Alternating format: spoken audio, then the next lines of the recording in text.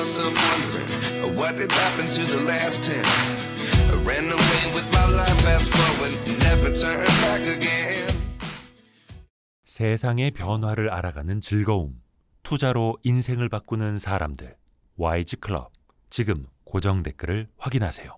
네. S전자, S전자 반도체 연구소의 연구원으로 계시다가 네, 곧 독일로 떠나신다고. 네, 맞습니다. 근데 거기가 초전도체로 굉장히 유명한. 그렇죠. 고체 연구로 굉장히 권위자분들이 많이 있는 연구소. 그럼 가서 초전도체 연구하시는 거예요? 초전도체도 연구를 할 거고요. 그 다음에 그 초전도체를 포함한 양자물질들을 이제 전반적으로 연구를 할 예정입니다. 양자물질 이거 한 3시간짜리인데. 아, 오늘 한번 이따가 저녁까지 한번. 혹시 그러면 그 전에 삼성전자 계실 때 어떤 거 네. 혹시 개발하셨던 거예요? 삼성전자 있을 때는 저는 이제 계측 쪽이었어요. 그래서 계측? 네. 네. 그래서 계측이라는 게 결국에는 저희가 반도체를 이제 잘 만드는데 예. 중간중간 이 반도체를 보는 눈이 있어야 되잖아요. 예. 뭐 나노미터 크기의 어떤 소자를 이제 굉장한 기술로 사실은 네. 회사에서 만들고 있는데 그 만드는 기술도 중요하지만 사실 중간중간 이렇게 보는 기술이 중요해요.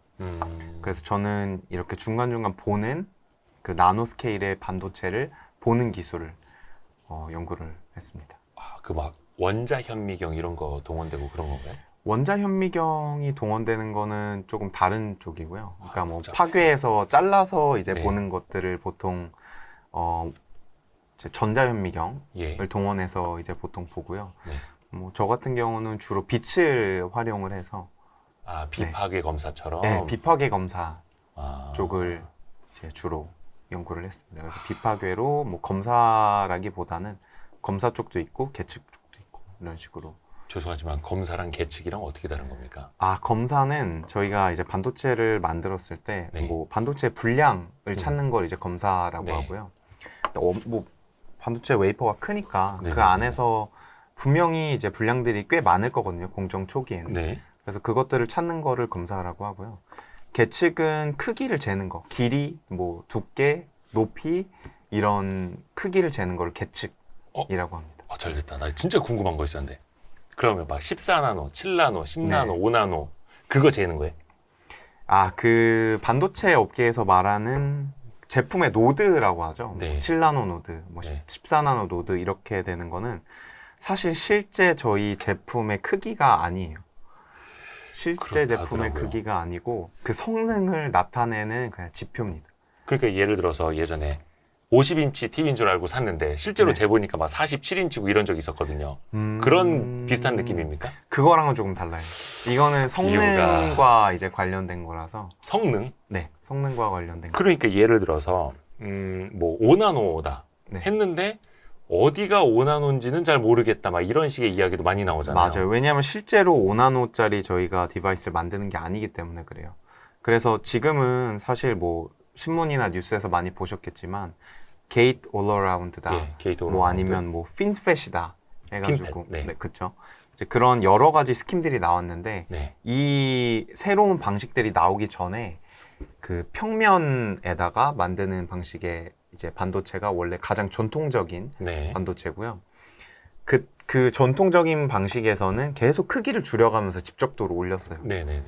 근데 이제 크기를 줄이는 게 어려우니까 이제 막 모양을 바꾸고 뭐 핀 모양으로 바꾸고 뭐 게이트 올어라운드로 바꾸고 이런 식으로 이제 연구를 계속을 해서 개발을 계속해서 다른 방식으로 뻗어나가서 이제 성능을 올린 건데 그래서 얼마 전에도 우리나라 뭐 삼성전자가 네.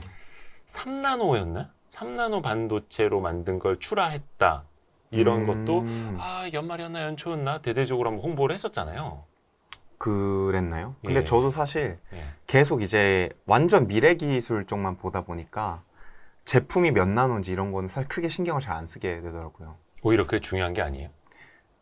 저희는 사실은 왜냐하면 뭐 예를 들어 2나노 기술이다, 3나노 기술이다, 4나노 기술이라고 하지만 실제로 저희가 보는 뭐 제품 안에 얘가 2나노인지 3나노인지 4나노인지는 그렇게 크게 중요하지 않잖아요. 왜냐면 거기에 그 크기를 갖는 반도체 제품이 들어있는 게 아니기 때문에. 그러니까 그 상징적으로 선폭의 두께를 우리가 몇 나노 반도체라고 말하는 기준이라고 알고 그게 있는데 이제 전통적인 방식으로 그쵸. 했을 때고요. 그러면 이제는 그런 의미 자체가 없어지는 거예요. 구조가 달라지는 시대로 갔기 때문에 그렇죠. 이미 뭐 핀팻 이런 거를 할 때부터 뭐 구조를 이미 바꿔버렸기 때문에 전통적인 그 나노미터 스킴으로 말하는 거는 큰 의미는 사실은 없고요. 근데 이제 성능이 계속 올라간다 이렇게 생각하시면 될 것 같아요. 그러니까 이제부터는 어떤 나노 그런 숫자를 들었을 때 그게 선폭이다라는 과거의 개념보다는 이제는 그쵸. 성능 개념이다. 이제 성능 개념으로 성능 생각하시면 개념으로. 돼요. 왜냐하면 사실 2나노미터라고 생각을 해보면 뭐 아직 이런 제품은 없지만 뭐 2나노미터라고 생각을 해봐도 원자 한 10개 정도밖에 안 될 거거든요. 근데 원자 10개짜리를 이제 선폭을 만들어서 그걸 컨트롤 한다는 거는 네. 뭐 쉽지는 않은 일이라서 그래서 그거는 뭐 이제 성능에 관련된 거다 생각하시면 되고 그렇구나. 제가 한 일은 그냥 그거에 뭐 선폭을 재는 기술이라던가 두께를 재는 기술이라던가 뭐 이 구조를 재는 기술 그런 것들을 개발하는 일을 했는데 자세한 것들은 네. 회사 기밀이기 때문에 제가 아니, 말씀드릴 저희도 수는 없고 그 와이스트리 통해서도 반도체 관련된 그 강의도 네. 많이 저희가 올려드렸거든요. 예를 들어서 핀팻과 게이트 올어라운드의 차이. 뭐 저희가 네. 또 모르시는 분들을 위해서 구조도 그림을 계속 넣어드리겠습니다만 그러면 그것도 계측을 해서 그 모양대로 나오는지 그럼요. 당연히 중간중간 다 보고 있는 거예요. 그게 예를 들어서 막 그 건물의 내부 구조처럼 막 이렇게 되어 있잖아요. 굉장히 복잡하게 되어 있죠. 네. 근데 그게 계측을 해서 그 모양대로 나와요. 우리가 흔히들 이미지로 알고 있는 그것처럼. 그 모양대로 나오도록 해야죠. 그러니까 저희가 중간중간 뭐 파괴 방식이든 비파괴 방식이든 이제 계측을 하고 뭐 검사도 하고 해서 얘가 설계대로 나오는지 중간중간 봐줘야 돼요. 그게 설계대로 안 나오면은 공정이 잘못된 거고. 설계대로 안 나오면 당연히 이제 공정이 잘못된 거기 때문에 공정을 수정을 해야죠. 약간 건설로 따지면 감리업체 비슷한 일을 하시는 거예요. 설계도대로 짓고 있는지 여기 철근은 그쵸. 빠지지 않았는지 약간 이런 느낌으로. 그쵸. 철근이 빠지면 큰일 나죠. 네. 그걸 뭐 다시 지어야 되니까. 그럼 네. 반도체는 다시 만들면 되는 거고. 다시 만들어야죠. 그렇게 되면. 이게 그래서 설계 문제인지 계속해서 또 따져보기도 하는 거고. 그쵸. 혹시 그럼 그때 그 계측 통해서 예를 들어서 뭐 비파괴 검사라고 됐든 뭐 엑스레이 뭐 동영상에서 찍든 그 그렇죠. 그림들이 있을 거 아니야 사진들이. 네. 그게 어디 우리가 볼 수 있는 게 있나요? 당연히 그러니까 이제 뭐 회사에서 이런 연구 단계에 있는 반도체들은 네. 외부에는 공개가 절대 안 되죠. 네, 외부에는 그거 공개가 나가면 절대 난리 안- 나는 거죠. 그쵸. 설계도가 나가는 거랑. 그쵸. 설계도가 나가는 거랑 똑같은 거고 네. 사실 이 이제 뭐 사실상 세계 1위 반도체 기업의 기술이 밖으로 나가는 거기 때문에 절대 사진을 이제 밖으로 내보낼 수는 없고요. 근데 뭐 이미 있는 제품들 저희가 뭐 팔고 있는 제품들 같은 경우는 네. 이제 잘라서 뭐 사진을 이렇게 공개하는 회사들도 있고 그들이 그렇습니다. 가져가서. 그쵸. 자기네들이- 아니면 뭐 다른 회사 같은 경우도 뭐 잘라서 볼 수 있겠죠. 근데 뭐 이제 외부 회사 중에서 이런 것들을 잘라서 이제 뭐 분석을 해서 그 분석 결과를 이제 비교해서 뭐 이렇게 배포하는 그런 뭐 회사들도 있는 걸로 알고 있고. 그거 자체가 또 정보니까. 그쵸. 그거 자체가 정보니까. 근데 개발 연구 중인 디바이스 같은 경우는 절대로 보안이 굉장히 있습니다. 그래서 그쵸. 절대로 공개할 수 없는 그런 정보들이라서. 그리고 이제 삼성전자 같은 경우에는 핀팻 구조에서 GAA 구조로 먼저 가는 거고 TSMC보다는 조금 더 빠르다고 알고 있는데 네. 이게 저희는 잘 몰라서 그냥 저희는 책이나 자료에서 본 대로만 알고 있어서 핀팻 구조랑 GAA 구조랑 정말 성능의 차이가 많이 납니까? 어느 정도나 차이가 나는지. 저도 사실은 그건 잘 모르겠어요. 성능 부분은. 왜냐면 저는 구조가 얼마나 잘 만들어졌는지를 주로 이제 봤고 예를 들어 뭐 물질이 얼마나 잘 뭐 합성이 됐는지 이런 부분들을 보는 거기 때문에 실제로 이 디바이스의 성능은 전부 다 공정이 지나가서 완전 끝에서 이제 출하가 된 후에 볼 수 있는 거거든요. 네. 그러니까 공장에서 빠져나왔을 때. 네. 근데 이제 저희 같은 경우는 뭐 그 중간중간 단계를 계속 보는 거기 때문에 실제 뭐 맨 마지막 성능을 비교하는 부분에 있어서는 저는 그렇게 막 잘 알진 않습니다. 네. 혹시 중간중간이라고 하면 네. 공정이 진행되는 중간중간 웨이퍼 상에서도 그걸 계속 계측을 하는 거예요? 그죠. 공정 중간중간 다 계측을 하죠. 어. 그래서 뭐 전 세계에 이 계측을 하는 회사들이 얼마나 많은데요. 뭐 KLA 뭐 이런 그렇죠. 회사들. 그런 회사들도 다 이제 계측과 검사 이런 반도체 계측 검사 장비 회사 막 이렇게 부르는 것들이 어. 거의 다 이런 이제 공정 중간중간에 공정을 제대로 하고 있는지를 네. 확인을 하는 그런 장비를 만듭니다. 근데 뭐 김기덕 박사님은 계측 쪽 그 전문가시니까 그러면 KLA가 계측 쪽으로는 세계 1위 기업으로 알고 있는데 네. 혹시 거기에 좀 비비는 국내 기업들이나 트라이를 좀 해보는 국산 소부장 기업이나 뭐 이런 데는 없습니까? 아, KLA가 세계 1위가 맞기는 하고요. 네. 근데 뭐 그러니까 이제 단일 기업 뭐 규모로는 그렇기는 한데 네. 뭐 세계적으로 사실 계측 검사하는 기업들이 굉장히 많거든요. 국내 기업들도 이제 물론 있고요. 근데 제가 이 국내 기업들 이름을 말해도 되는지 모르겠어요. 왜냐하면 저희랑 이제 같이 일했던 회사들의 네. 뭐 이름이나 뭐 이런 것들이 다 좀 그거 들으려고 비밀- 지금 박사님 네. 모셨는데. 아니 비밀 유지 그거 계약이 들으려고 되어 있기 지금 때문에, 저희 네. 물질의 재발견 책도 홍보해드리고 지금 모신 건데 그 상장사들이잖아요, 그렇죠? 그것도 잘 모르겠네요. 그래요? 네. 제가 어. 뭐 그 기업들의 이제 이름을 말할 수는 없어서. 아, 왜냐면 뭐 사실 저희 회사와 이제 상대 회사에 같이 일하기 전에 이미 다 약속을 하고 이제 일을 하는 거기 때문에. 근데 그게 같이 네. 개발 중이다라는 사실들은 많이 알려져 있지 않나요? 회사들마다? 보통 그것도 다 비밀로 합니다. 네. 아, 그래요? 네. 근데 국내 기업들이 어때요? 좀 이제 수준이나 국내 따라오는 것 기업이 일단은 저희 반도체 공정에서 그 계측 검사기를 개발을 하는 회사들이 대부분 다 외국 회사긴 합니다. 대부분 다 외국 회사고 한국 회사도 이제 강점을 가진 회사들이 분명히 있고요. 여튼 대부분은 제가 봤을 때 이제 미국이나 뭐 유럽이나 뭐 이스라엘이나 뭐 이런 국가들에 있는 기업들이 뭐 다 업계 뭐 1, 2, 3, 4, 5, 6개 하는 그 기업들이 이제 대부분을 차지하고 있다고 보시면 되고 국내 기업도 분명히 있고 포션이 없지는 않은데 네. 이제 많지는 않다 아, 이렇게 보시면 되고 또 뭐 제가 구체적으로 이름을 또 말씀드릴 수는 없어서 근데 네. 잘하고 있는 기업들도 분명히 있습니다. 네. 근데 약간 뉘앙스는 아직 멀었다. 약간 그게 아무래도 좀 전통이 필요하잖아요. 그러니까 기술이라는 게 쉽지가 않죠. 뭐 저희도 이제 뭐 삼성이든 하이닉스든 반도체 기술이 하루 이틀 만에 이렇게 막 따라올 수 있는 게 아니다 보니까 그렇죠. 그래서 일단 그 계측 기술 같은 경우도 굉장히 좀 그러니까 반도체 산업이라는 게 작은 단위의 것을 측정을 하잖아요. 예를 들어 뭐 우리가 어떤 웨이퍼 안에 그 반도체 트랜지스터 작은 구조가 있는데 네. 이거의 사이즈도 사실은 작거든요. 그러니까 뭐 저희가 나노미터 단위예요. 이런 크기를 얘기를 하자면.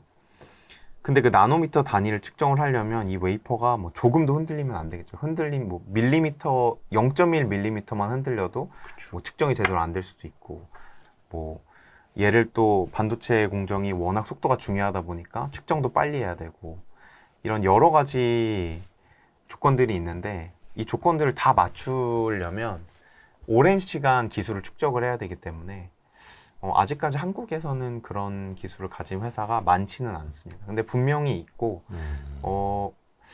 굉장히 좋은 요소 기술을 가진 그런 회사들도 존재해요. 네. 저희가 그 뭐지 좀 세미나를 듣는 플랫폼도 있거든요. YG 클럽이라고 거기에 종종 이제 현직자 분들도 오셔서 현장의 이야기를 해주세요. 왜냐면 네. 우리나라 사실 제1의 산업이 반도체다 보니까 투자자들도 관심 많고 근데 현직자분들이 와셔서 그런 이야기 하시더라고요. 제가 국산 기업들 되게 열심히 하기는 하는데 네. 현직에 있는 사람들 입장에서 보면 아니 해서 테스트 항상 잘 나오는 해외 기업들 거 꾸준히 쓰고 싶은데 국내 기업들이 와서 자꾸 트라이 해보고 안 되고 막 그러면 이 현직에 계시면 좀 힘들어한다. 조금 귀찮아. 그렇죠. 근데 우리도 승진해야 되는데. 근데 저희 뭐 제가 받은 인상은 네. 그러니까 외국에 분명히 그런 기술들을 개발을 하는 협력사라고 하죠. 그러니까 그 저희 회사와 일하는 외국 협력사, 제 전 회사와 일하는 외국 협력사들과의 관계도 있지만 아무래도 국내 회사들도 어느 정도는 이제 조금 기술이 뒤처져 있더라도 같이 이렇게 협력을 하면서 네. 발전해 나가려는 움직임이 분명히 저는 있다고 보거든요. 그래서 당연히 이제 귀찮을 수도 있고 그냥 잘하는 회사 거 가져다 써라 이렇게 이제 귀찮으니까 그쵸. 그럴 수 있지만 그렇게만 하지는 않는다는 거예요. 왜냐하면 다른 회사들이랑도 분명히 좀 관계를 이어나가고 조금 뒤쳐져 있더라도 이 회사가 나중에 어떻게 될 수 있을지 모르기 때문에 계속해서 또 큰 회사 입장에서 계속 서포트는 해주는 편입니다. 아하. 네. 아예 이렇게 치거나 그러지는 않더라고요. 그렇죠. 또 그 소부장 기업들의 소중함도 그 일본의 무역 보복 때 뼈저리게 그쵸, 느꼈기 그쵸. 때문에. 그래서 뭐 워낙 큰 기업이다 보니까 이렇게 다른 기업들과의 관계들도 좀 잘 유지하려는 그런 인상을 받았어요. 혹시 박사님은 초전도체로 반도체를 만들면 어떨까라는 생각 혹시 해보셨어요? 아예 불가능해서 생각도 안 해보셨나? 그쵸. 일단은 뭐 이제 제가 회사에서 하던 일이 뭐 초전도체에 관련된 일은 당연히 아니었기 때문에 뭐 그런 생각은 해보지 않았는데 이제 반도체라고 하는 게 이제 반도체 산업이라고 하는 게 사실 반도체 소자를 공정을 통해서 만드는 산업인 거거든요. 네. 근데 이 반도체 소자에는 반도체만 들어있는 게 아니에요, 사실은. 그래서 이 반도체 소자를 작동시키기 위해서는 전기를 잘 흘리는 전도체도 네. 들어가 있어야 되고 네. 전기를 안 흘리는 부도체도 부도체도 필요하고. 있어야 되고 전기를 흘렸다 말았다 하는 반도체도 들어가 있어야 되고 네. 이 모든 게 다 이제 성분으로 들어가 있어서 아하. 얘를 다 잘 인테그레이션 시켜서 아. 소자로 만드는 게 이제 반도체 공정인 거거든요. 그래서 우리가 뭐 예를 들어 건물을 지을 때도 콘크리트만 있으면 안 되고 네. 거기에 뭐 철근도 있어야 되고 유리도 있어야 되고 뭐 나무도 있어야 되잖아요. 그런 것처럼 반도체 소자를 만들 때에도 여러 특징을 가진 물질들이 있어야 돼요. 그리고 뭐 미래에는 뭐 초전도 같은 물질 넣을 수도 있겠죠. 왜냐하면 뭐 근데 이제 문제는 이제 초전도체가 대부분 저온에서 작동을 하기 때문에 네. 저온에서 작동을 하는 뭐 반도체를 누군가 필요로 한다면 이런 저항이나 뭐 발열 부분을 잡기 위해서 초전도체를 사용할 수도 있겠죠. 자꾸 그냥 개인적인 호기심인데 이거는 반도체는 그 고열이 되면 그러니까 네. 좀 성능을 과하게 발현을 하고 있을 때 열이 나지 않습니까? 에너지도 많이 잡아먹게 되고 그러면 속도가 좀 떨어지죠. 우리 노트북 막 뜨거워지면 막 속도 막 버벅대는 것처럼. 그렇죠. 근데 반대로 너무 차가워지면 너무 추워지면 그래도 그 성능이 떨어질 수도 있나요? 그 부분은 저도 명확히는 모르겠는데 이게 온도가 올라가게 되면 네. 보통은 이제 예를 들어 아까 전도체랑 부도체가 있다고 말씀을 드렸잖아요. 그래서 온도가 올라가면 전도체는 덜 전도체가 되고 부도체도 덜 부도체가 돼요. 그래서 이 두 물질의 성능이 둘 다 떨어집니다. 근데 온도를 낮추면 네. 전도체도 오히려 전기를 더 잘 흘리게 되고 부도체도 전기를 더 잘 막게 돼요. 그래서 물질들의 전기적 성능이 네. 기본적으로 좀 다 올라가는 면이 있거든요. 그래서 추울 때.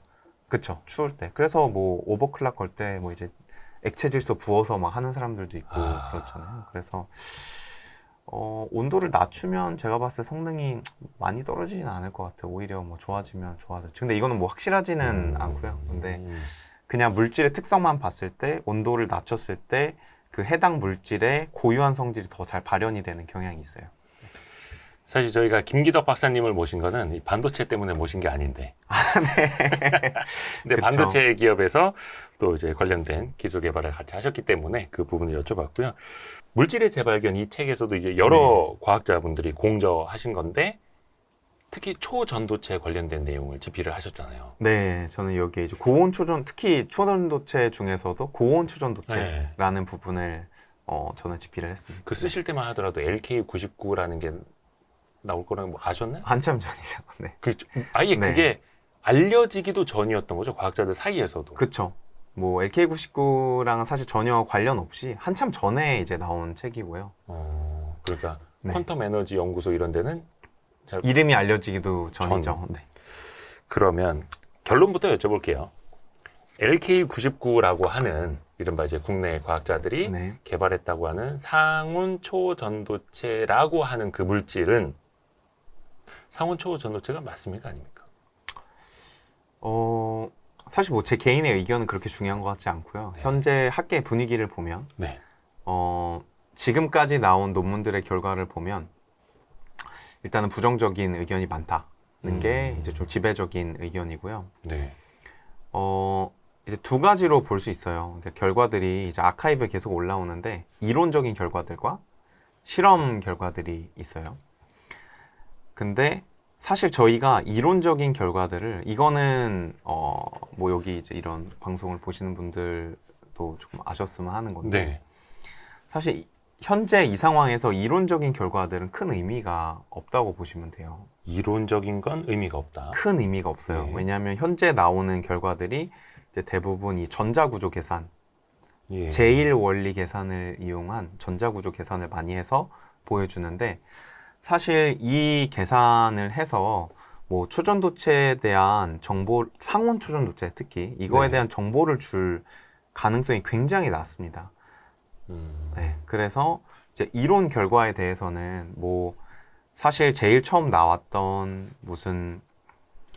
제일 처음 나온 논문들도 계속 이제 이론 논문이었고요. 그다음 최근에 나오는 논문들도 이론 논문이 많아요. 뭐 영국 왕립학회에서 나왔던 논문이라든지 아니면 뭐 최근에 인도에서 이렇게 나오고 있는 논문들이 있는데 네. 이런 것들은 대부분 이론 논문이에요. 그러니까 컴퓨터로 데이터를 이렇게 계산을 해가지고 이게 이런 전기적 성질을 가질 것 같다. 그래서 제가 아까 말씀드렸듯이 뭐 이게 전도체일 것 같다. 아니 이게 부도체일 것 같다. 아니면 어떤 뭐 특성을 가지고 있을 것 같다. 이렇게 예측을 해보는 그런 이제 이론적인 계산들이 대부분인데 네. 현재 이 상온 초전도체나 심지어 고온 초전도체도 성공적으로 설명할 수 있는 이론적인 배경이 없기 때문에 이 이론들로 이제 초전도체에 대해서 가타부타 하는 것들은 사실은 큰 의미가 없다고 생각을 하시면 되고요. 그리고 실제 그 논문들을 잘 읽어보시면 이게 네. 초전도체다라고 말하는 논문은 거의 없어요. 그래서 대부분 이 물질이 뭐 순수 물리 입장에서 흥미로울 수도 있다. 뭐 그런 정도의 이제 코멘트고 만약에 뭐 초전도체 현상을 보인다면 굉장히 낮은 온도에서 일어날 것 같다. 뭐 이런 얘기를 하는 이제 논문들이 많고요. 이론에서는. 그래서 일단 뭐 이론 상황은 이렇고요. 그래서 사실은 이론적으로는 이게 상온 초전도체에 대해서 해줄 수 있는 것이 많지 않다라는 거고 실험적인 결과들이 저희가 사실 주목을 해봐야 돼요. 왜냐하면 이 검증이라는 측면은 사실 실험으로 보여줘야 되는 거지 저희가 이론으로 아무리 계산을 해도 그렇죠. 이거는 의미가 없거든요. 그러니까 그 이론을 바탕으로 검증이 되는지. 그쵸. 네. 근데 그러니까 이론은 사실 지금 상황에서는 아예 의미가 없어요. 왜냐하면 저희가 지금 현재 상황에서 검증이라고 하는 거는 초전도 현상이 보이냐 안 보이냐거든요. 그렇죠. 근데 그거는 실험으로만 볼 수 있는 거잖아요. 네네네. 저희가 뭐 이론으로는 뭐 아무리 백날 이제 아. 토론을 해보고 계산을 해봐도 의미가 없는 거고 실험으로 보여야 되는 거고요. 지금까지 이제 실험 결과 중에 이게 이제 재현이 확실하게 됐다라고 네. 하는 결과는 현재 없습니다. 다 초전도성을 보지 못했고요. 심지어는 이제 전기가 잘 흐르지 않는다라는 결과까지 나온 그룹들이 있고 초기에 아주 뭐 첫 몇 주간 첫 1, 2주에 초전도체를 본 것 같아라고 주장을 했던 다른 그룹이 조금 있었어요. 뭐 중국에서도 중국 그룹이라던가. 이거 되는 것 같다 막 또 어떤 분은 그랬잖아요. 이거 발견을 축하드린다고 막. 맞아요. 뭐 예. 그런 약간 바이럴한 예. 코멘트를 하신 분도 있는데 일단 그 중국 그룹 결과가 이제 많이 이상하다라는 코멘트가 아카이브에 이제 올라온 상태고요. 아, 그러니까 중국 쪽에서 이거는 초전도체 맞는데라고 코멘트 한 게 이상하다. 그쵸. 라는 그 말은. 연구가 이제 이상하다라고 예. 코멘트가 올라와서 물론 이제 모든 중국의 연구가 이상한 건 아니고 그 네, 그룹 예, 그 특정 그룹. 그룹이 예. 한 거를 말씀드리는 거고 그 뒤에 나온 이제 연구 결과들을 보면 아닌 것 같다라는 결과가 현재 실험 결과 상으로는 지배적인 상황입니다. 그러니까 이론보다는 검증, 실험이 중요하다. 그쵸. 근데 실험을 거기 보셔야 돼요. 논문에 써 있는 대로 이렇게 하면 이제 만들 수 있다라고 썼으면 그대로 다른 사람들 막 만들어 봤을 거 아니에요. 그쵸. 근데 안 되더라. 안 되더라. 네. 이게 어떤 뭐 맛집 레시피대로 했는데 그 맛이 안 나오는 그런 차원이 아니라 과학이라면 반복 검증이 돼야 하는데 그게 안 된다. 그쵸. 뭐 비슷한 현상이라도 보여야 되는데 지금 보이지 않고 있어서 조금 안타까운 상황입니다. 근데 이번에 결정타를 날린 게 그래도 이제 권위가 있는 네이처지에서 네. 논문이 하나 실리면서 이거 아닌가벼 하니까 다 아예 아닌가 보다 했던 거잖아요. 그쵸.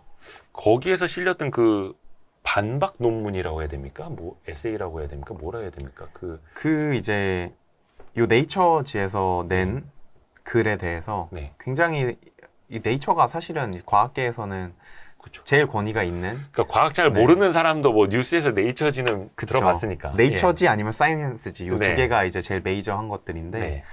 요 낸 글에 대해서 조금 이제 잘못 알고 계시는 분들도 많은데 이 네이처지에서 쓴 글은 네. 기사다.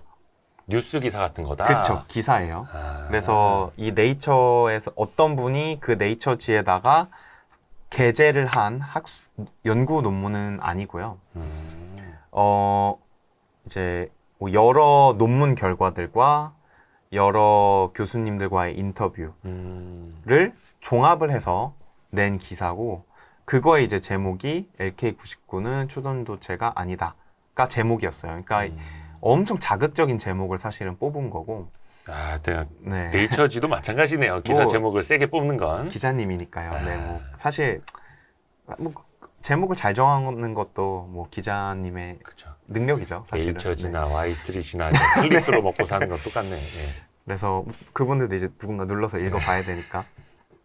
근데 이제 거기에서 나온 이제 몇 가지 키 결과들이 조금 있었어요. 그래서 뭐 그 중에 하나는 뭐 예를 들어 이제 현재 이분들이 본 이 초전도나 자성 현상이 사실은 그냥 불순물에서 나오는 다른 현상인 것 같다. 초전도 말고 그냥 평범한 뭐 이제 금속, 비금속 뭐 전이 현상이라던가 아니면 자성이 생기는 그런 현상인 것 같다라고 하는 분이 있고요. 이제 그분 같은 경우는 이 불순물이라고 하는 황화구리 뭐 이런 물질에 네. 이제 권위자 뭐 연구를 많이 하신 분이었어서 이제 보자마자 나는 그게 이제 불순물에서 온 거라는 거를 알았다. 뭐 이런 식으로 인터뷰를 했어요. 그 네이처하고.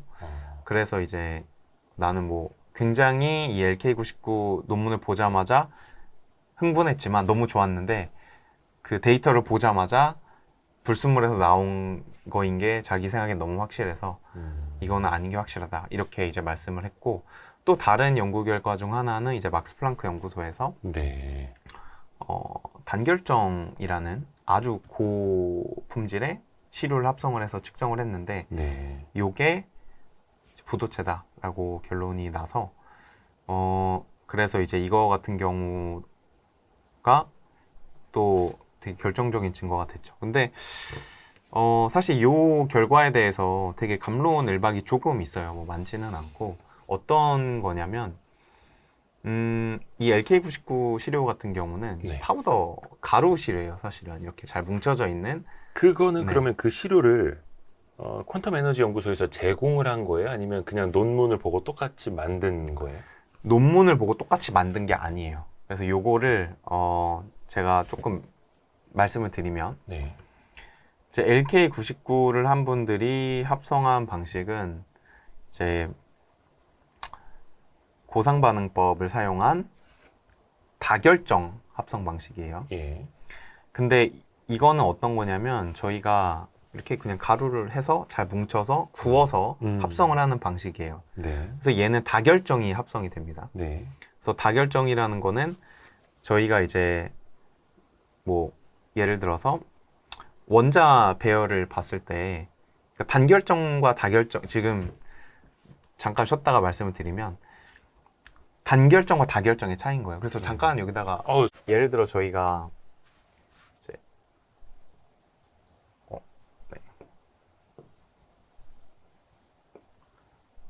네, 그냥 쓰시면 돼요. 네. 네. 원자가 이렇게 아주 잘 지금 동그라미가 원자 원자죠. 하나. 네. 예. 이렇게 잘 배열이 쭉 잘 돼 있는 거. 한 이 물질 안에 네. 처음부터 끝까지 이렇게 완벽히 잘 정렬돼 있는 예. 이런 것들을 단결정이라 그래요. 네네네. 그래서 저희가 가지고 있는 다이아몬드라던가 예. 뭐 루비라던가 이런 보석들은 대부분 이런 단결정이 원자들이 처음부터 끝까지 배열이 잘 돼 있는 거. 네. 근데 아주 작은 결정들이 뭐 이 안에는 이제 배열이 이렇게 돼 있어요. 원자들이. 네. 근데 이렇게 작은 애들이 서로 이렇게 뭉쳐져 있는 거예요. 다른 모양으로. 네, 다른 배열 상태로. 그래서 얘네들끼리는 서로 방향이 안 맞기도 하고. 그래서 삐뚤빼뚤. 이제, 네, 삐뚤빼뚤하게 이제 돼 있는 형태의 저게 다 결정. 이게 다결정인 거고. 네. 아마 LK99 같은 경우는 뭐 이거보다 뭐 더 안 좋을 수도 있는데 이제 뭐 부서진 상태로 이제 가루가 있고 이 안에 불순물도 막 섞여 있고 이제 이런 상태가 이제 다결정 상태인데 아마 이렇게 시료가 만들어졌을 텐데 근데 사실은 이제 다결정 상태의 이 파우더 시료를 저희가 어떻게 요게 이제 만들기가 쉬워요. 그래서 네. 처음에는 당연히 뭐 원자가 삐뚤빼뚤하게 돼 있는 게 완전히 다 크게 정렬하는 것보다는 쉽겠죠. 네. 이거를 큰 크기로 다 정렬을 하려면 얼마나 기술이 많이 필요하겠어요. 그래서 보통 처음에 초기 실험을 할 때 이 다결정 시료로 합성을 많이 합니다. 그냥 가루로 쉽게. 일단 좀 러프하게 해보고. 그쵸. 러프하게 해보고 그 다음에 단결정을 만들어내서 네. 그거는 이제 좀 다른 기술이 필요해요. 그래서 이제 실험을 하면 이 해당 물질의 고유한 성질을 진짜 성질을 알 수 있는 거예요, 사실은. 네, 네, 네. 근데 이제 당연히 그러면 이 LK99의 레시피와 요 막스 플랑크 연구 그룹이 단결정을 만든 레시피는 같지 않아요. 같지 않고 그러면 막스 플랑크는 어떻게 뭘 만든 거냐? 이 LK99 연구진이 논문에다가 써놓은 물질의 조성이 있어요. 네. 그 조성과 이제 구조가 있어요. 네. 그 물질의 조성과 구조를 갖는 물질을 다른 합성 방식을 통해서 큰 단결정을 만들어낸 거예요. 그러니까 LK99를 만드는 방법이 좀 다를 수 있지만 네. 이론적으로 구성은 똑같이 했다. 그쵸. 근데 이쪽에서 그것도 더- 주장하는 구성을. 근데 그것도 더 곱디 고운 단결정으로 만들었으면 훨씬 더 좋은 효과가 나와야 되는데 그쵸. 여기서는 안 나왔다. 맞아요. 원래는 그러니까 일반적으로 뭐 초전도체든 아니면 어떤 물질의 성질을 연구를 이제 할 때 이게 그냥 되게 표준적인 방식이에요. 그래서 처음에 다결정 방식으로 러프하게 만들고 근데 뭔가 새로운 현상이 있는 것 같으면 단결정을 만들어서 정말 이 물질의 고유한 성질을 밝혀내는 거. 이게 물리학의 방식이거든요, 사실은. 그래서 근데 지금 이제 갑론을박이 조금 되고 있는 거는 네. 이게 LK99는 애초에 좀 더럽게 만들어야 된다. 되게 불순물도 많아야 되고 그래야 초전도성이 잘 보인다라고 주장을 하는 거예요? 그런 식으로 이제 뭐 논리를 펼 수가 있거든요, 사실은. 네. 왜냐하면 뭐 근데 사실 이게 좀 이해하기 어렵기는 하죠. 막 그게 그 불순물 효과라고 하면 그 불순물 효과를 반복해서 똑같이 만들어낼 수만 있다면 그걸로 초전도체가 될 수 그럼요. 있겠지만 네. 근데 그게 만들 때마다 그런 불순물 효과 달라질 수도 있는 거잖아요. 그쵸. 근데 이제 뭐 지금은 사실 과학의 단계니까 이거를 불순물이 제대로 뭔가 제어가 안 되고 있을 수도 있어요. 그래서 다른 분들이 못 맞는 걸 수도 있고 아마 이 LK59 만든 분들도 어쩌면 제어가 잘 안 돼서 현재 그냥 대응을 안 하고 있는 걸 수도 있긴 한데 사실은 뭐 이게 만약에 재현이 그렇게 잘 안 되는 거면 재현이 잘 될 때까지 연구 수준을 조금 올려서 그 후에 이제 발표하는 게 맞기는 하죠. 그러니까 조금 성급했을 수도 있는 거죠. 근데 사실 이게 혹시나 오해하실까봐 불순물이 들어가 있다고 해서 나쁜 건 아닙니다. 그죠? 왜냐면 우리 반도체에도 불순물이 들어가죠. 그럼요. 네. 반도체에도 그래서 불순물 넣어서 전기가 이제 통하게 했다가 끊었다, 통하게 했다가 그런 식으로 끊었다. 할수 그러기 있는 위해서 거죠. 불순물을 이제 주입을 하는 건데, 근데 그게 중요한 건 그 불순물을 제어할 수 있느냐인 거잖아요. 그쵸. 그래서 이 퀀텀 에너지 연구소 이 박사님들도 그거를 과연 확실하게 제어할 수 있어서 논문을 쓴 거냐? 그쵸. 그게 뭐 그게 사실은 핵심 아닐까요, 그러면? 그러게요. 근데 뭐 모르겠어요.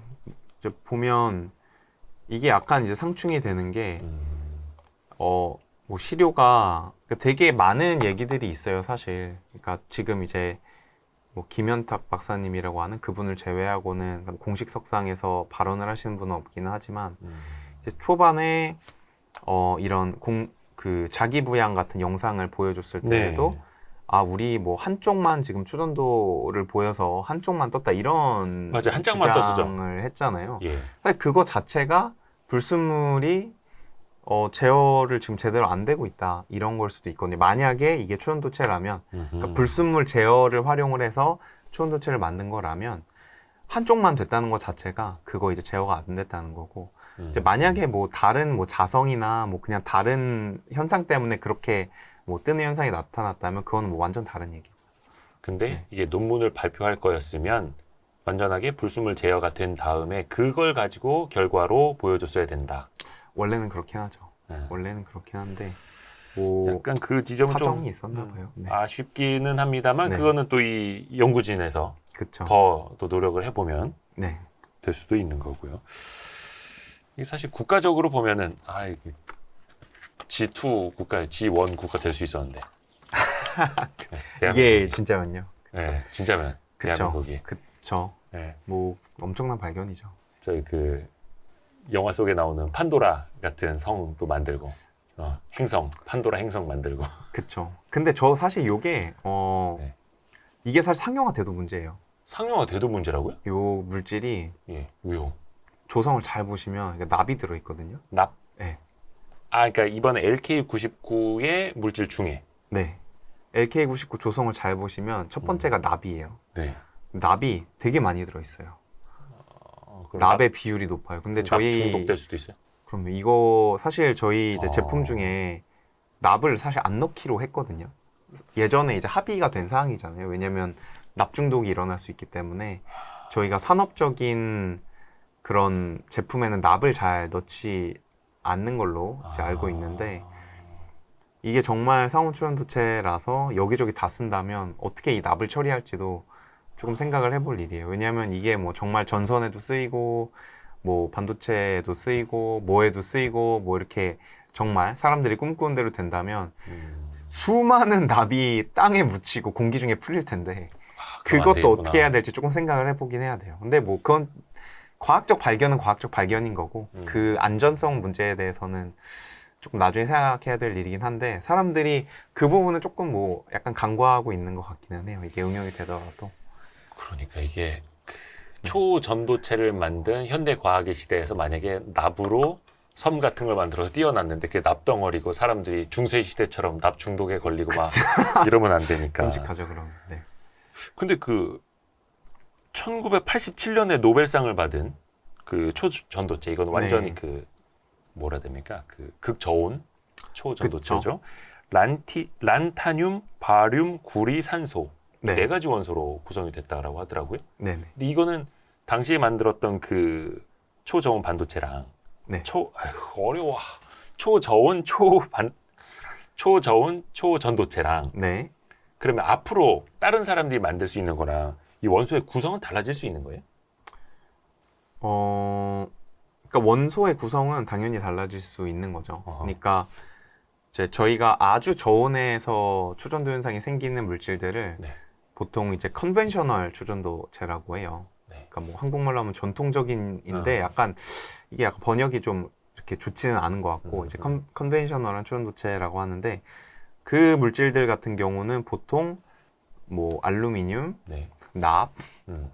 이런 단일 원소로 된 금속들 예. 아니면 합금 인터메탈릭이라 그래서 네. 이제 합금들 이런 물질들이 많이 있습니다.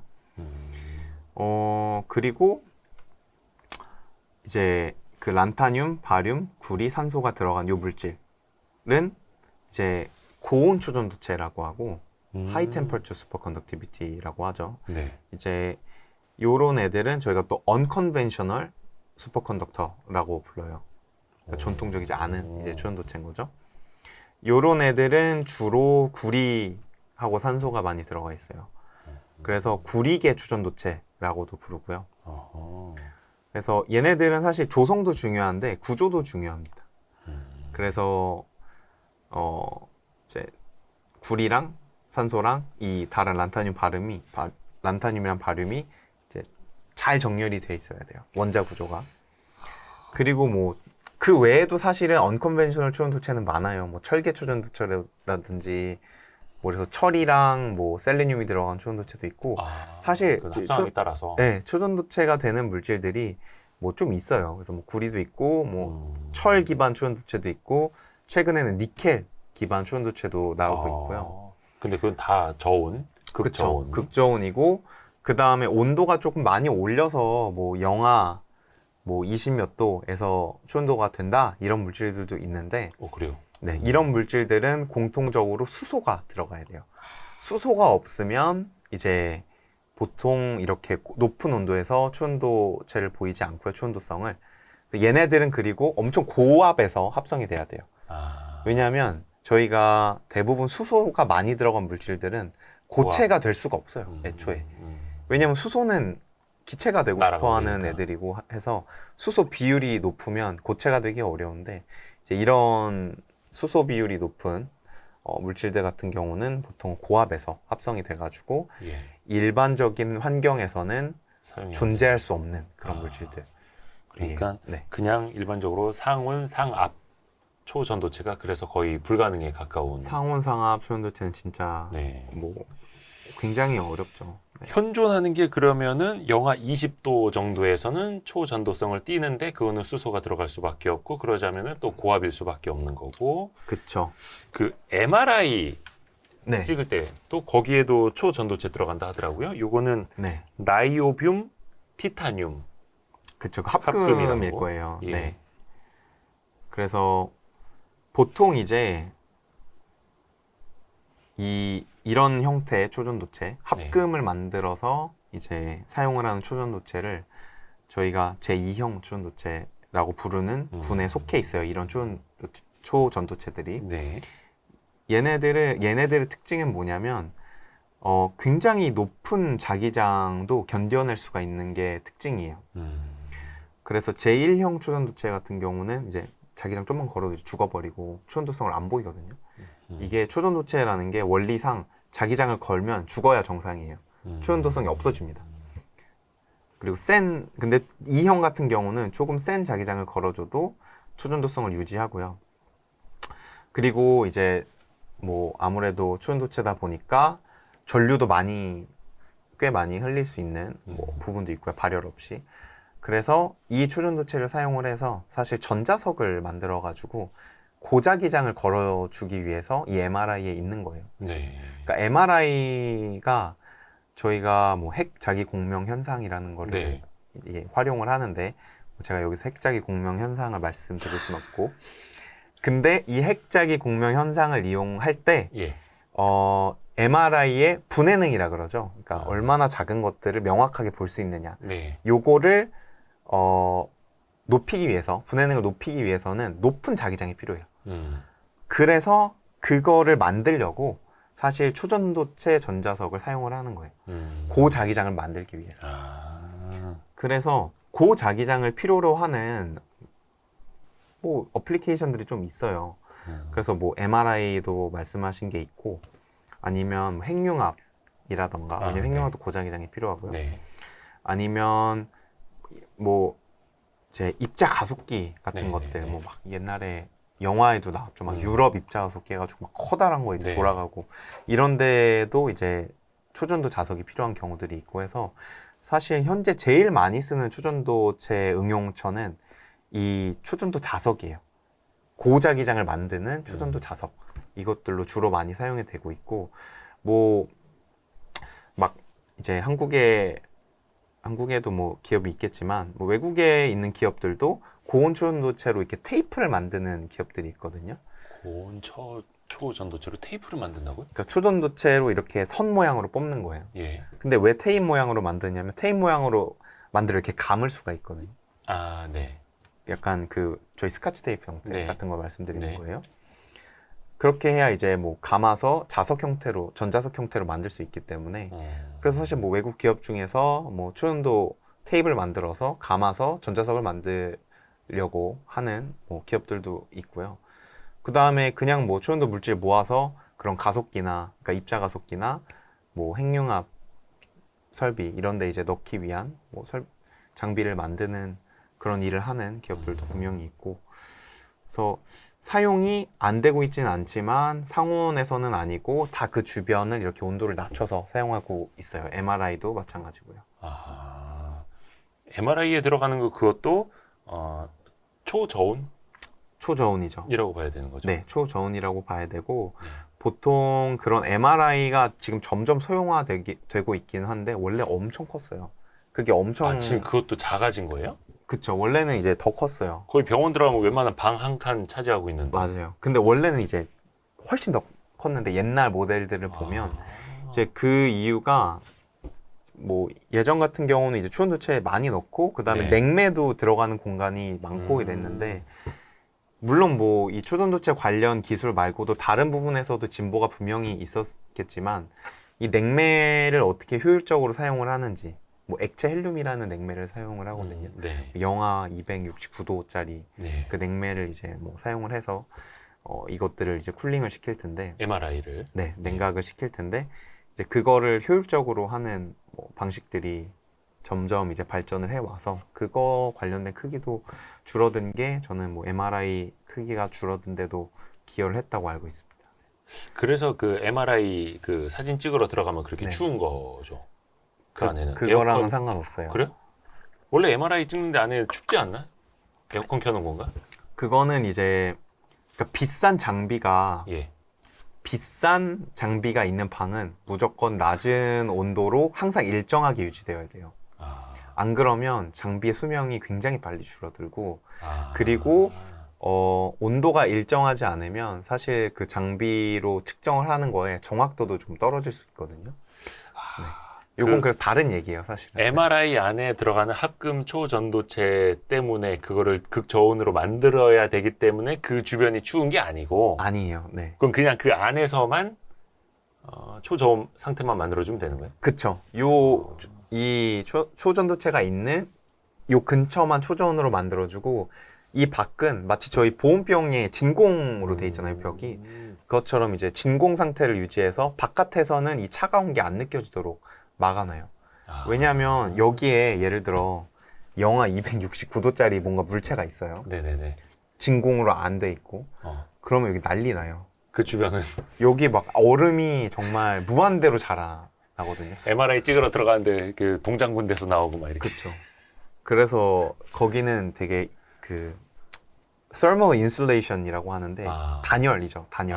단열이 되게 잘 되어 있습니다. 아, 그것 때문에 추운 게 아니었구나. 네, 그것 때문에 걱정할 필요 없겠네. 네. 아, 이제 MRI 찍으러 가도 됩니다. 건강검진 받아도 됩니다. 근데 초전도체에도 이게 그 세 가지 특성이 있다 하더라고요. 네. 이게 전기 저항이 당연히 없으니까 네. 거의 뭐 무한대로 돌아다닐 수 있는 거고. 이거 어려운 거 나옵니다. 마이스너 옥센펠트 효과. 그렇죠. 이거 쉽게 말해 뭐 자기장을 밀어내는 효과라고 하는데. 맞아요. 자기장을 그러니까 초전도체 내부에는 자기장이 들어오면 초전도체가 이거를 이제 다 밀어냅니다. 그래서 자석 위에 뜬다는 거죠. 그쵸. 그 마이스너 효과 때문에 이제 뜨는 거죠. 네. 이게 자기부상 열차 원리랑은 다른 네. 거죠. 자기부상 열차는 그냥 자석에 같은 극을 이렇게 넣는 건가요? 그러니까 자기부상 열차도 여러 가지 원리를 이용을 할 수가 있어요. 네. 그래서 이제 자석의 극을 전자석을 이용을 해서 계속 바꾸면서 이제 띄워서 가는 경우가 있고, 뭐 이 초전도체를 활용을 하는 자기부상 열차도 있고요. 그래요? 네. 그럼 그걸 온도는 어떻게 해요? 레일의 온도는? 온도를 낮추죠. 그러니까 레일의 온도를 낮춘다기보다, 열차 바닥에? 그렇죠. 그러니까 그 열차 바닥에, 이거는 뭐 사실 선호의 문제긴 할 텐데, 네. 이제 제 생각에 더 효율적인 방법은 그냥 열차 바닥에 초전도체를 깔아놓고 얘를 쿨링을 하고 레일은 자석으로 해놓는 게 더 효율적이라고 그러겠죠. 생각하긴 하거든요. 부피 자체가 더 작으니까. 그러면 그 자기부상 열차의 레일 바닥을 뭐 영하 200도 막 이렇게 해놓는 거예요? 그래야죠. 만약에 그렇게 하고 싶으면. 그 에너지가 근데 뭐 절연을 잘 시켜놓으면. 그래서 사실 그렇게 이제 하는 게 그렇게까지 효율적이지 않기 때문에 현재 상용화가 사실 안 되고 있는 거죠. 그죠. 효율적이지 않아요. 이게 엄청 효율적이고 상업적인 가치가 있다면 다 썼겠죠. KTX를 뭐하러 쓰겠어요. 네. 그냥 다 띄워놓고 가지. 그렇죠. 네, 이게 생각보다 그 이제 너무 비용이 많이 들고 하니까. 자기장을 밀어내는 게 마이스너 옥센펠트 효과인 네. 거고, 그게 그 아바타라는 영화에서 판도라라는 네. 행성에서 섬들이 이렇게 공중에 떠 있는 그게 이 효과예요? 저도 근데 그 섬을 어떻게 띄웠는지는 그럼 모르겠어요. 그 감독한테 물어봐야 네. 되는 건데. 근데 근데 얘를 이제 띄우고 싶으면 사실 초전도체만 있어도 되는 게 아니고 그 밑에 자석도 깔아야 되거든요. 그래서 뭐 무슨 원리로 얘를 띄웠는지는 모르겠는데. CG로 띄운 겁니다. 그쵸. 뭐 컴퓨터 그래픽으로 띄운 과학적인 뭔가 거니까. 원리가 있었을 것 같진 않습니다. 네. 그리고 저는 이거 책 봐도 솔직히 이거 이해가 안 갔는데, 조지프슨 효과라는 게 있다면서요. 아, 그러니까 맞아요. 초전도체의 세 가지 특성. 전기 저항이 제로다. 또 하나는 자기장을 밀어내는 마이스너 옥센펠트 효과다. 여기까지 이해가 갑니다. 근데 조지프슨 효과는 읽어도 이해가 안 가더라고요. 맞아요. 이게 이 책에도 제가 조셉슨 효과에 대해서는 거의 적어놓지 않았어요. 네. 그리고 제가 뭐 여기 Y 스트립 말고도 되게 기회가 되어서 뭐 여러 곳에서 초전도체에 대한 얘기를 했는데, 사실 이 세 가지 중에 첫 번째, 두 번째 다 알아요. 이제 제가 그렇죠. 봤을 때 설명하면 우리나라 알았겠죠? 사람들은 이제 다 알 것 같아요. 네네네. 근데 세 번째는 어려워서 제가 말씀을 잘 안 드렸어요. 거시적 양자 현상이다 라고 했는데, 세 번째가 그러니까 이게 양자 현상만 해도 이해 안 가는데 거시적 양자 현상이면 또 뭐예요? 근데 제가 뭐 여기서는 한번 말씀을 드려볼게요. 한번 시도해 보십시오. 시도를 네. 해볼게요. 근데 네. 그러니까 이게 조금 복잡할 수 있는데, 이 중에서 간단한 것들만 이제 말씀을 드리면, 네. 조셉슨 효과라는 거는 그래볼까요? 네. 네. 그래서 예를 들어 저희가 지금까지는 다 이제 초전도체 하나만 가지고 얘기를 했는데, 네. 조셉슨 효과는 보통 이제 이렇게 뭐 예를 들어 이게 초전도체가 S, 슈퍼컨덕터부터 S라고 예, 하거든요. 슈퍼컨덕터. 그리고 요 다른 초전도체가 이렇게 있을 때, 요 사이에 다른 물질을 넣었을 때 일어나는 현상들이 이제 조셉슨 효과예요, 보통. 그래서 초전도체와 초전도체 사이에 그쵸. 뭘 넣었어요? 다른 저거 걸 이제 자석 넣은 거예요. 아닙니다. 자석 아닙니다. 네, 이거 이제 S라고 써니까 자석처럼 보여서 슈퍼컨덕터. 네, 네. 이렇게 네. 하는 건데, 뭐 여기에 뭐 사실 뭐 인슐레이터라 그래서 뭐 부도체를 넣을 수도 있고, 뭐 메탈 그냥 이제 전도체를 넣을 수도 있고, 공기로 띄워놔도 돼요. 아주 조금 갭을. 근데 저희가 이제 생각을 해보면 뭐 이렇게 전류를 이쪽 방향으로 흘린다고 생각을 해보면, 초전도체랑 초전도체가 이렇게 닿아 있을 때는 전류가 이렇게 쭉 가서 저항이 계속 0이겠죠. 네. 근데 이렇게 떨어져 있으면 어떨까요? 어떻게 되는 거예요? 그럼 저항이?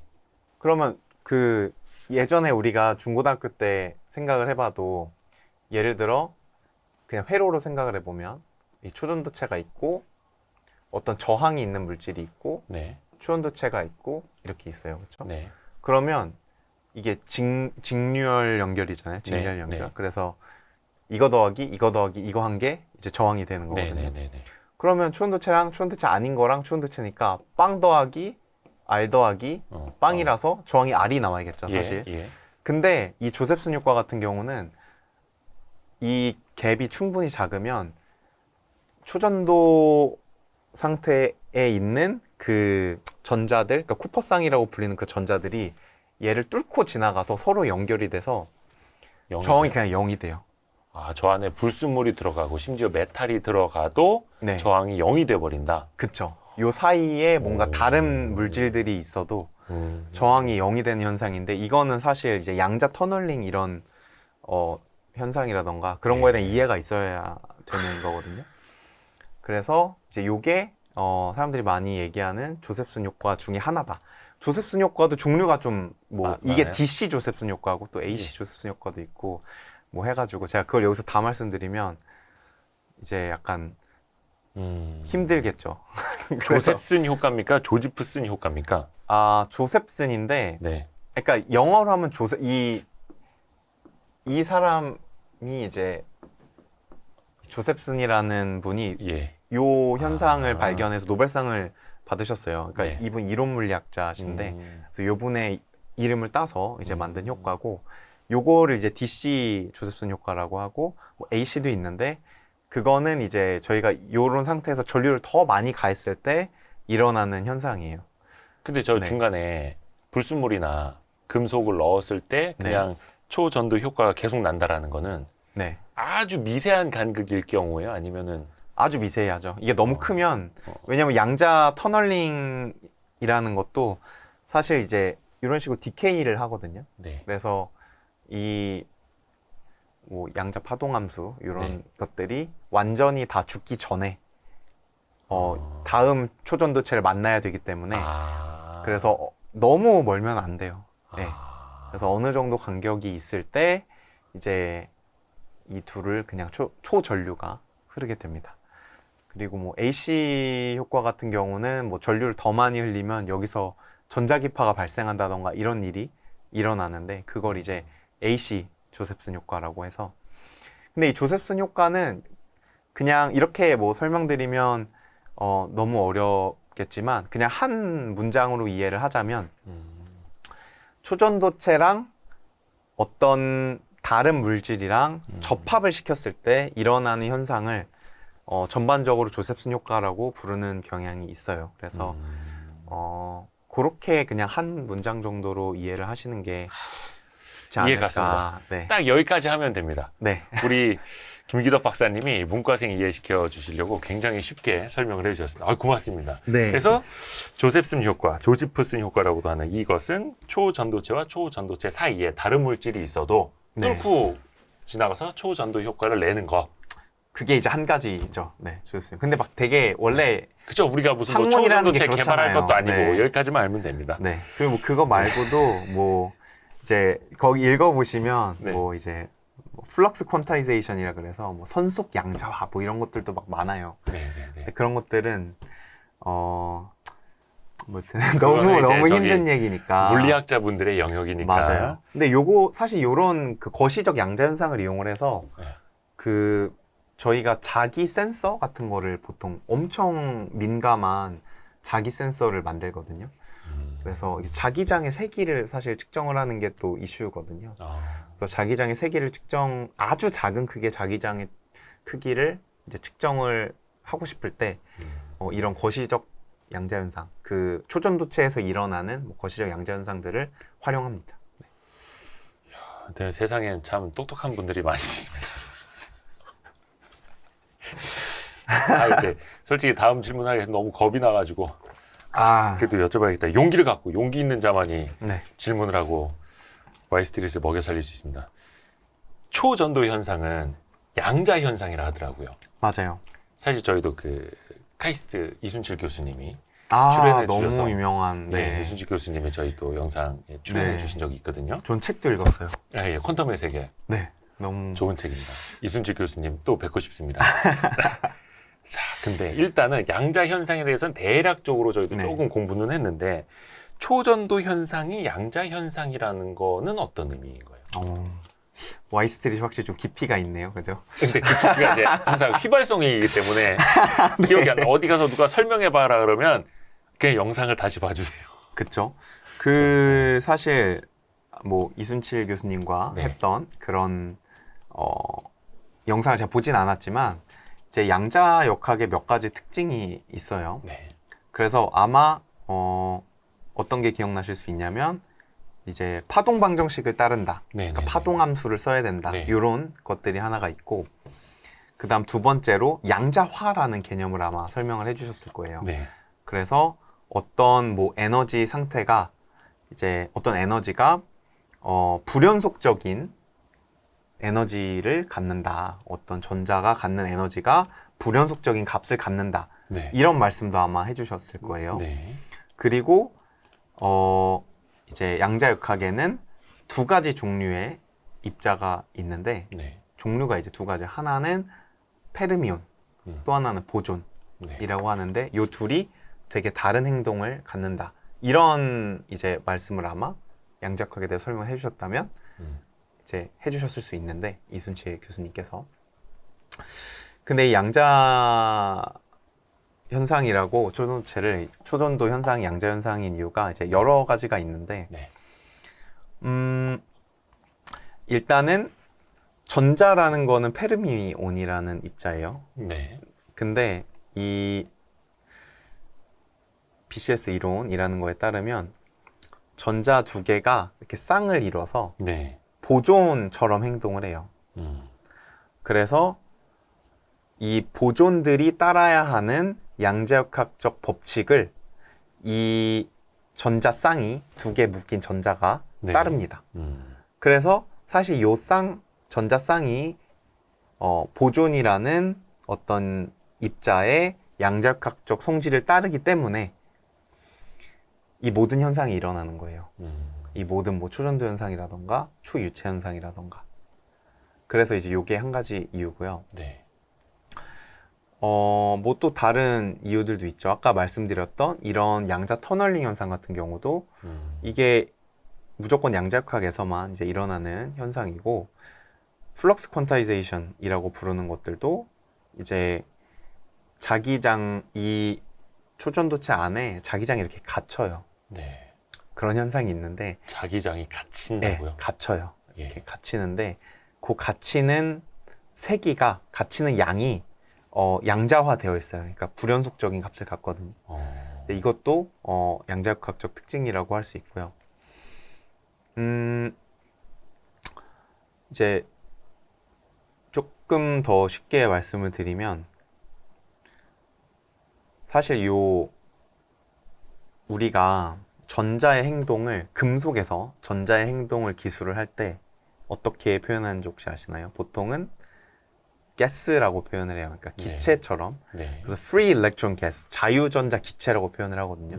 왜냐하면 금속 안에서 전자들이 마치 기체처럼 막 이렇게 돌아다니고, 그 양자의 세계까지 들어가서 보면, 그쵸, 이 안에서 이제 네, 본다면 보면 이제 기체처럼 돌아다닌다고 생각을 하는데, 예. 초전도체 상태가 되면 이 전자들이 제가 아까 쌍을 이루고 보존을 만들고 이제 응축돼서 초유체처럼 행동한다고 해요.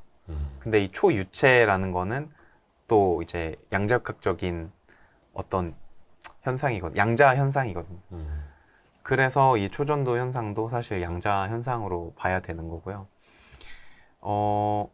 요게 이제 물질의 재발견의 저자 중인 한 분이 이제 한정훈 교수님인데, 네. 한정훈 교수님이 물질 재발견 말고 물질의 물리학이라는 책도 쓰셨어요. 네. 근데 거기에서 보면 차가워야 양자답다라는 말씀을 하시거든요. 그 책에서 보면. 그래서 보통 이제 물질 안에는 여러 가지 일이 일어나고 있어요. 네. 근데 온도가 높을 때는 되게 열적인 요동이라 그래서 다른 노이즈라고 생각하시면 다른 어떤 열적 요동들이, 움직임들이 많기 때문에, 랜덤한 움직임들이. 그 물도 끓이면 기체로 움직임이 더 많아지는 맞아요. 거죠? 그런 것처럼 요동들이 막 일어나기 네. 때문에 양자 효과들이 잘 안 보여요. 근데 온도를 낮추면 이런 열적 요동들이 조용해지면서 양자 효과가 언제나 있긴 한데, 뭔가 이제 이 중에서 마이너한 에러 남아있다가 온도를 낮추면 이 효과가 훨씬 이제 도미넌트한 지배적인 상태로 돼서 이 양자적인 원리들이 지배적인 어떤 현상이 나타나는 거예요. 그 중 하나가 뭐 초유태체라던가 초전도 현상이라던가 이제 이런 것들이 일어나는 거고, 그래서 이제 차가워야 양자답다 뭐 이렇게 말을 한 것도 그런 맥락인 거죠, 사실. 예를 들면은 물을 끓여서 막 기체가 되고 부글부글거리고 있으면 그 안에서 양자가 움직이는 게 어떤 건지 어려운데, 만약에 이게 얼려버려서 고체가 돼버리면 그 안에서 움직이는 양자의 어떤 행동들이나 패턴들, 나타나는 현상들을 네. 양자의 원리로 더 규명해 보기가 더 쉽다, 이런 의미로. 사실 그렇게 상태가 바뀌어버리면 조금 뭐 얘기하기가 아니 뭐 어렵고요. 그냥 그 네. 온도. 그쵸, 온도로 치면. 그래도 이해하려다가. 근데 그러니까 같은 고체 물질이라도 네. 온도가 높을 때와 이제 낮을 때, 보통 낮을 때 이상한 일들이 많이 일어나요. 같은 고체여도. 네, 같은 고체여도 이제 온도를 낮추면 되게 이제 많은 일들이 일어나거든요, 물리적으로. 뭐 자기적 정렬 현상이 일어난다든지. 신기하네. 뭐 그래서 사실 자석도 양자 현상이에요. 자석이 네. 양자 현상이에요? 자석이 이렇게 한쪽으로 그러니까 자석이 되는 게 사실 양자 현상이에요. 그래서 자석을 높은 온도로 올리면 자성을 잃어버리거든요. 아, 네. 아마 뭐 그런 예. 그 고온으로 올리면 자석이 아니게 돼버려요. 그게 이제 그런 열적 요동이나 이런 것 때문에 그 자석 안에 있는 어떤 정열이 풀린 거예요. 그러면 우리 주변에 가장 찾아보기 쉬운 그 양자 물리의 물질이 자석이었던 거네요. 그쵸. 걔 입장에서는 예를 들어서 한 500도 온도면은 네. 자성이 없어지는 건데, 자성이 없어지는 거. 우리 상온에서는 자성을 띠니 이게 저온이다 그쵸. 라고 상대적으로 표현을 할 수가 있는 거고, 자석 입장에서는. 맞아요.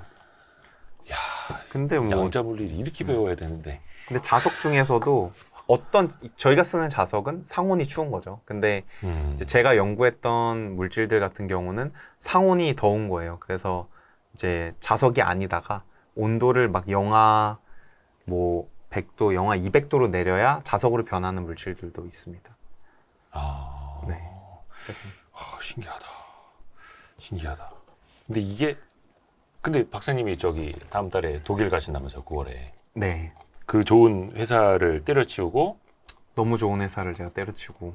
그러면 독일에 뭔가 또 연구하러 가시는 건데, 그쵸. 근데 거기서 그 양자 물질 연구하러 가신다고요? 네. 뭐 초전도체를 포함한 양자 물질들을 아마 연구를 하게 될 것 같아요. 그럼 좀 이따 이제 퀀텀 에너지 연구소처럼 하나 차리셔가지고 막 아, 논문 발표하시고. 저는 뭐 회사 차리고 이런 거보다는 계속 연구하고 그다음에 뭐 글 쓰고 이런 활동을 계속 할 것 같아요. 그 예를 들어서 양자 물질이라는 거는 뭘 말하는 걸까요? 양자 물질이라는 거는 사실은 이게 학계에서도 약간 애매모호한 말이긴 해요. 왜냐하면 모든 물질의 성질은 사실 양자 역학에 의해서 결정되기는 하거든요. 그래서 양자 물질이 양자 역학에 의해서 물질의 성질이 결정되는 그런 군의 물질이긴 한데, 네. 조금 더 이제 정확히 말하자면 이제 약간 고급 양자역학이라고 생각을 하시면 될 것 같아요. 그러니까 예를 들어 저희가 실리콘이라는 반도체 물질은 양자역학을 사용을 해서 이 실리콘의 전자 구조를 밝혀내기는 합니다. 네. 왜냐하면 뭐 저희가 사용하는 어떤 뭐 DFT 계산이라든지 뭐 이런 전자 구조 계산이 전부 다 양자역학을 사용을 하니까. 근데 이 실리콘을 저희가 양자 물질이라고 부르지는 않아요. 분명히 이 실리콘이라는 물질의 특성을 결정을 짓는 거는 양자역학임에도 불구하고, 그래서 조금 더 높은 수준의, 그러니까 조금 더 복잡한 어떤 양자 현상이나 아니면 전자 간의 상호작용들, 복잡한 상호작용들이 새로운 현상을 만들어내는 그런 물질군들이 있는데, 이런 물질들을 저희가 양자 물질이라고 불러요. 예를 들어 뭐 초전도체 같은 경우 중에서도 고온 초전도체 같은 경우는 이제 양자 물질에 속하고요. 그 다음에 자성을 띠는 물질, 그러니까 저희가 자석만 자성을 띠는 게 아니라 이제 물질도 되게 여러 종류의 자성을 띌 수가 있어요. 자성도 종류가 있어요? 그쵸. 뭐 예를 들어 뭐 반자성. 이번에 뭐 이제 붕붕 뜨는 거 뭐. 사실 뭐 얼마 전에 이제 유재준 교수님이 나와서 뭐 개구리가 붕붕 뜨는 그런 얘기를 하셨는데 그게 이제 반자성을 증명을 하기 위해서 개구리를 띄우는 실험을 한 게 되게 유명한 실험이 있어요. 그래서 그게 이그 노벨상을 받았는데 그래서 그게 사실 모든 물리학자가 다 아는 되게 유명한 예거든요. 개구리를 띄운 실험이. 그 상을 받았어요, 그게. 그래가지고 반자성이라는 거는 이렇게 자석을 댔을 때 밀려나는 그게 반자성. 근데 자석을 댔는데 개구리가 밀려나요? 개구리가 밀려나요. 자석에? 자석, 그 강한 자기장을 만들어주면. 근데 일반적으로 저희가 볼 수 있는 자석은 아니고 고자기장 실험을 해야 돼요. 거의 그 정도 사람도 밀려나는 거 아닙니까? 사람은 너무 무겁고 근데 애기 개구리를 가지고 새끼 했는데 개구리. 네, 그래서 막 이제 그 교수님이 그 말씀을 하시고 나서 막 개구리 교수라고 막 사람들이 이제 막 인터넷에도 올리고 했는데 이제 그분이 이렇게 주장을 한 건 아니고 굉장히 유명한 실험이 있어요. 개구리를 띄운. 그 네. 이그 노벨상이라는 건 좀 되게 엉뚱하고 맞아요. 좀 재기발랄한 실험이라든지 이론 발표한 분에게 드리는 그런 상. 맞습니다. 예. 그래서 그렇게 반자성이 예. 있고 뭐 강자성이라고 해서 저희가 자석이 강자성이에요. 그래서 가만히 두면 자기를 만드는 그게 강자성. 상자성은 저희가 자석을 이렇게 댔을 때 갖다 붙는 애들이 뭐 상자성. 그다음 뭐 반강자성도 있고 뭐 막 종류가 많습니다. 그래서 뭐 이런 자성을 가진 물질들도 이제 양자 물질에 속하고요. 뭐 그거 말고도 뭐 여기 책에 되게 잘 나와 있는데 네. 위상절연체라는 물질들도 있어요. 그래서 위상절연체 어디서 들어봤는데. 네, 그래서 위상절연체 또는 뭐 위상부도체라고 하는 물질도 있는데 예. 이 물질 같은 경우는 원래 부도체인데 이제 전자 구조의 뭐 위상적 특징 때문에 표면이 뭐 전류가 잘 흐르는 이제 전도체가 되는 그런 케이스가 있거든요. 요런 물질들이 이제 위상부도체라고 하는데 이 위상부도체가 사실 최근에 연구가 되게 많이 됐어요. 그래서 여기 책에도 실렸고 뭐 예를 들면 마이크로소프트 같은 데서 네. 양자 컴퓨터 만드는데 뭐 위상부도체 쓰겠다 막 이런 얘기도 막 하고 그랬거든요. 왜냐하면 뭐 이걸로 뭐 이제 어떤 특별한 마요라나 페르미온이라고 부르는 어떤 걸 이제 만들 수 있는데 이건 좀 너무 어려운 얘기고. 네, 너무 어려운 네. 얘기네요. 네, 여튼 그런 물질들도 있고 되게 다양한 양자 현상들이 일어나는 그런 물질들을 연구를 하는 게 이제 양자 물질이고 저는 뭐 새로운 현상을 찾거나 아니면 이미 누군가 봤는데 원리가 설명이 안 되는 것들을 좀 규명하려고 노력을 한다던가 이런 연구를 할 것 같아요. 네. 뭔가 새로운 또 핫한 그 새로운 소재라고 해야 되나? 물질? 네, 있으면 알려주세요. 그게 알겠습니다. 증시에서 요즘에 잘 먹힙니다. 아, 요새 또 무슨 뭐 맥신이다 뭐다 뭐 이러면서 그쵸, 맥신도 있었죠. 네. 뭐 처음 들어보는 것 같은데 뭐야 뭐 그 차세대 뭐야? 그러면 이제 야 그 뭐 관련 뭐가 있어? 맞아요. 맥신도 얼마 전에 떴었죠. 네. 맥신이 근데 뭐예요? 저 잘 이해도 안 되는. 맥신이 그러니까 맥신이 이게 왜 떴냐면 그 키스트에서 이제 기사를 냈잖아요. 홍보 자료에 예. 꿈의 물질 양산 가능성을 열었다 이런 식으로 이제 홍보 자료가 나왔어요. 예. 그래서 일단은 이제 맥신에 대해서 말씀드리기 전에 이 논문의 요가 뭐냐면 이 논문의 요는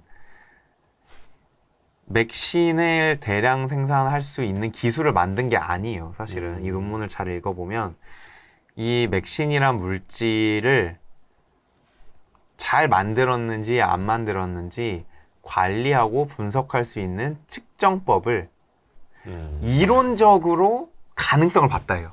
그래서 이게 굉장히 사실은 그러니까 사실 꿈의 물질 맥신 대량 생산의 길을 열었다 이렇게 하려면 대량 생산할 수 있는 기술 만드는 기술을 그쵸. 만든 게 아니라 논문을 잘 읽어보시면 이제 이 논문은 기본적으로 이론 논문이고요. 예.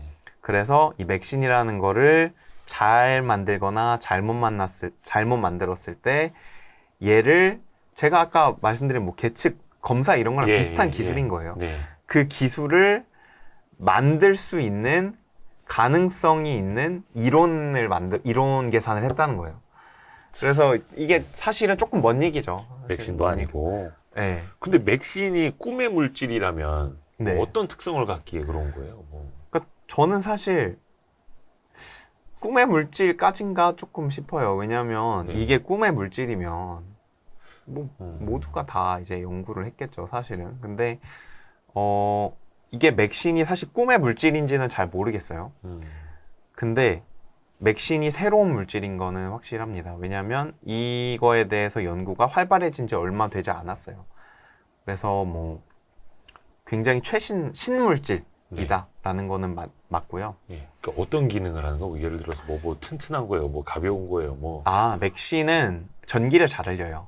전기를 잘 흘린다. 네, 전기를 잘 흘리고 그 다음에 뭐 예를 들어, 그러니까 이게 이제 2차원 물질들인데 그 결정 구조상에서 이렇게 틈이 벌어질 수가 있어요. 예. 그래서 뭐 그 사이에 뭐 이온이 왔다 갔다 한다던가, 뭐 원자를 이 안에서 움직일 수 있다던가.